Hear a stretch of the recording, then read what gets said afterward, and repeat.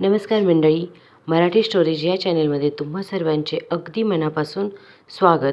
आज आपण येत्या धुलिवंदन दिवशी म्हणजे 3 मार्च 2026 मंगळवारी जे चंद्रग्रहण भारतामधून दिसणार आहे, जे चंद्रग्रहण लागणार आहे, या ग्रहणाची संपूर्ण माहिती बघणार आहोत.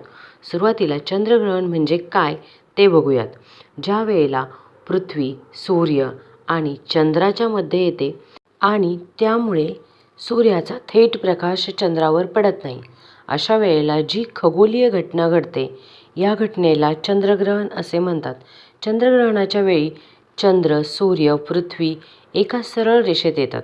चंद्रग्रहणाचे काही प्रकार म्हणजे खग्रास चंद्रग्रहण, खंडग्रास चंद्रग्रहण आणि उपछाया चंद्रग्रहण. खग्रास चंद्रग्रहण म्हणजे काय? ज्या वेळेला पृथ्वीची पूर्ण सावली चंद्रावर पडते आणि चंद्र झाकला जातो, याला खग्रास चंद्रग्रहण म्हणतात. ज्या वेळेला पृथ्वीची सावली चंद्राच्या काही भागावर पडते, याला खंडग्रास चंद्रग्रहण असं म्हणतात. आणि ज्या वेळेला चंद्र पृथ्वीच्या उपछायेतून म्हणजे कमी गडद असलेल्या सावलीतून जातो, तर याला उपछाया चंद्रग्रहण असे म्हणतात. आता जे चंद्रग्रहण लागणार आहे ते 3 मार्चला ते खग्रास चंद्रग्रहण आहे. आपल्या भारतामध्ये हे चंद्रग्रहण साधारणतः 25 मिनिटे दिसू शकतं आणि जगातील विविध भागांमध्ये बराच वेळ हे चंद्रग्रहण दिसणार आहे. आता भारतामध्ये या चंद्रग्रहणाचा सूतक काळ कधी सुरू होईल, या ग्रहणाची भारतातील वेळ काय आहे, भारतामधून कुठून हे चंद्रग्रहण दिसणार नाही, त्याचबरोबर जगामध्ये कुठे कुठे हे ग्रहण दिसणार आहे, कुठल्या देशांमध्ये, कुठल्या प्रमुख शहरांमध्ये हे ग्रहण दिसणार आहे, भारतामधून कुठून हे चंद्रग्रहण दिसणार आहे, कुठून हे पाळायचे, याविषयी सगळी माहिती, गर्भवतींनी ग्रहण कसं पाळायचं, ही देखील माहिती या व्हिडिओमध्ये तुम्हाला मिळणार आहे. त्यामुळे व्हिडिओ न चुकता शेवटपर्यंत पहा. व्हिडिओलाच कुठेही स्किप करू नका. व्हिडिओ जर आवडला तर व्हिडिओच्या शेवटी व्हिडिओला लाईक करा आणि चॅनलवर जर नवीनच व्हिजिट करत असाल तर चॅनलला देखील सबस्क्राईब करा. सुरुवातीला या ग्रहणाच्या भारतातील वेळा बघूया.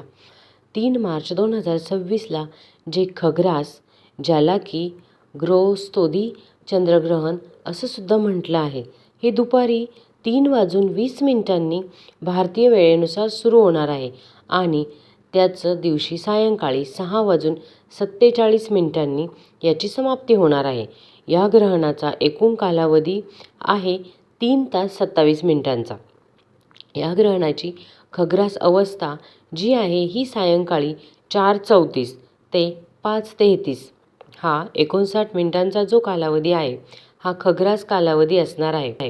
हे ग्रहण मंगळवारी 3 मार्चला फाल्गुन पौर्णिमेला लागणार आहे.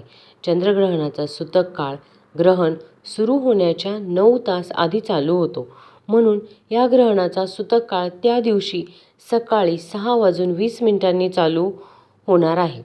हे चंद्रग्रहण भारतामध्ये ग्रस्तोदित स्वरूपाचे म्हणजे चंद्रबिंब जे उदयास येणार आहे, हे ग्रस्त झालेलेच आपल्याला पाहायला मिळणार आहे. भारतात कुठेही या ग्रहणाचा स्पर्श किंवा मध्य पाहायला मिळणार नाही. गुजरातमधील राजकोट, वेरावळ, पोरबंदर, जामनगर, गांधीनगर, जुनागड या ठिकाणी हे ग्रहण पाहायला मिळणार नाही, कारण या प्रदेशात सायंकाळी 6:48 नंतर सूर्यास्त होतो. त्यामुळे सूर्य त्यावेळेला त्या प्रदेशात असल्यामुळे चंद्रग्रहण या प्रदेशांमध्ये दिसणार नाही. ग्रहणाचा पुण्यकाळ हा चंद्रोदयापासून मोक्षापर्यंत हा अल्पकाळ ग्रहणाचा पुण्यकाळ आहे. आता पंचांगानुसार त्याचप्रमाणे दिनदर्शिकेनुसार हे ग्रहण ग्रस्तोदित असल्याने त्या दिवशी सकाळी म्हणजे 3 मार्चच्या सकाळपासून हे पाळायचे आहे, तर मोक्षापर्यंत पाळण्यास सांगितलेले आहे. बालक, वृद्ध, आजारी व्यक्ती, अशक्त व्यक्ती, गर्भवती स्त्रियांनी यांच्यासाठी जो सूतक काळ आहे त्या दिवशी 11 पासून चालू होतो, परंतु त्यांनी कशा प्रकारे हे पाळायचं आहे मी व्हिडिओच्या शेवटी सांगणार आहे. त्याआधी आपण कुठल्या देशात हे दिसणार आहे, कुठल्या देशात दिसणार नाही, या गोष्टी बघूया आणि त्यानंतर ग्रहण कसं पाळायचं हे मी तुम्हाला सांगणार आहे. परत एकदा वेळा सांगते. ग्रहणाचा स्पर्श हा त्या दिवशी दुपारी 3:20 होणार आहे. ग्रहणाचा सर्वोच्च बिंदू हा त्या दिवशी सायंकाळी 5:05 असणार आहे आणि ग्रहणाची समाप्ती म्हणजे ग्रहणाचा मोक्ष हा त्याच दिवशी 3 फेब्रुवारीला सायंकाळी 6:48 होणार आहे. ग्रहणाचा वेध किंवा सूतक काळ जो आहे हा सकाळी 6:20 पासून चालू होतो. गर्भवती आणि इतर अशक्त, आजारी, वृद्ध आणि बालकांसाठी हा वेळ सकाळी 11 पासून चालू होतो. आता भारतामधून कुठून हे ग्रहण दिसणार आहे हे आपण बघूया. हे ग्रहण भारतामध्ये बंगालच्या उत्तर पूर्व भाग, मिझोराम, नागालँड, मणिपूर, आसाम आणि अरुणाचल प्रदेश या राज्यांमध्ये दिसणार आहे. या ग्रहणाचा एकूण कालावधी 3 तास 27 मिनिटे इतका असणार आहे. जगभरात हे ग्रहण पूर्वी युरोप, आशिया, Australia, North America, South America, Pacific, अटलांटिका, इंडियन ओशियन आणि अंटार्क्टिकामध्ये दिसणार आहे. आता जगभरातील काही प्रमुख शहरात सांगते जिथून हे ग्रहण बघायला मिळणार आहे. New York, Canada, Melbourne, Sydney, Jakarta, Chicago, Washington DC., Bangkok, Singapore, San Francisco, Los Angeles, Shanghai, San Salvador, Tokyo, Mexico, Brisbane, Beijing, Brazil, Argentina, Santiago, Dhaka, Kolkata, New Delhi, Mumbai, Pune, आक्सान इत्यादी ठिकाणी हे ग्रहण दिसणार आहे. वेदकाळामध्ये स्नान, देवपूजा, जप, श्राद्ध आणि नित्यकर्म करता येतात. शास्त्रांप्रमाणे वेदकाळामध्ये भोजन निषिद्ध मानलं जातं, परंतु यासाठी अपवाद आहे. ते म्हणजे गर्भवती, आबालवृद्ध, आजारी, अशक्त व्यक्ती यांच्यासाठी नियम शिथिल असतात आणि त्यांनी ते पाळण्याची गरज नाही. त्यांनी भोजन ग्रहण केलं तरीसुद्धा चालू शकतं. त्यांची जी औषधं आहेत, ज्या टॅबलेट, गोळ्या आहेत ते खाऊ शकतात. त्यासाठी कुठलंही बंधन नाही. मलमूत्र विसर्जन या गोष्टी देखील त्यांनी पाळू नयेत, कारण अशा गोष्टी पाळल्याने गर्भावर दाब येऊ शकतो किंवा इतर काही त्रास उद्भवू शकतात. त्याचबरोबर पाणी पिणं देखील या सगळ्या व्यक्तींना चालू शकतं. म्हणूनच गर्भवतींनी अगदी कठोर किंवा अगदी स्ट्रिकी जे सहन होणार नाही असलं ग्रहण पाळू नये. ग्रहणाचा आपल्यावर पूर्वापारपासून खूप पगडा आहे आणि ज्यामुळे आपण गर्भवती असतो ना, त्यावेळेला आपण मानसिकरित्याच खूप सेन्सिटिव्ह झालेलो असतो आणि बराच काही ऐकलेलं असतं की ग्रहणामुळे बाळावर विपरीत परिणाम होतो. ग्रहणात काही केलं म्हणजे अगदी मी माझ्या मावशीकडूनच ऐकलं होतं की ती म्हणाली की ग्रहण काळात बटाटा चिरला आणि माझ्या मुलीच्या खांद्यावर बटाटा चिरल्यासारखे सगळे व्रण आहेत. मला या गोष्टीचं अजिबात खरं पटत नाही, पण असं खूप जणांचं आहे की ग्रहणामध्ये असं केलं म्हणून असं झालं, पण असं काही होत नसतं. अंधश्रद्धेला बळी पडू नका. तुमचं जे बाळ आहे ते ना हे गर्भाशयाच्या अगदी आतमध्ये आहे, त्याला काहीही होत नाही आणि म्हणूनच ग्रहण काळात कुठली कृत्य करावीत, कुठली कृत्य करू नयेत हे मी तुम्हाला सांगते. यापूर्वीच जर तुम्ही मंत्र ऐकला असेल तर आधी घेतलेल्या नामाचं पुरशरण हे ग्रहण काळात जर आपण केलं तर त्या मंत्र जपाचं कैक पटीने फळ वाढतं, पुण्यदायी फळ असतं असं आध्यात्मिकदृष्ट्या सांगितलेलं आहे. आणि म्हणूनच पूर्व काळामध्ये देवपूजा, तर्पण, श्राद्ध, होम, जप, हवन या गोष्टी केल्या जात. फळ कैक पटीने वाढतं, त्यामुळे खूप सारी पूजा करणं या दिवशी आवश्यक आहे. पूर्वापारपासून ग्रहण झाल्यानंतर अंघोळ करण्याची प्रथा आहे, त्यामुळे मोक्षानंतर तुम्हाला हवं असेल तर तुम्ही अंघोळ करू शकता, परंतु ग्रहण संदर्भात अंधश्रद्धा बाळगू नका. फक्त आपल्या मोठ्यांचं ऐकण्याचा आपल्याला समाधान मिळावं.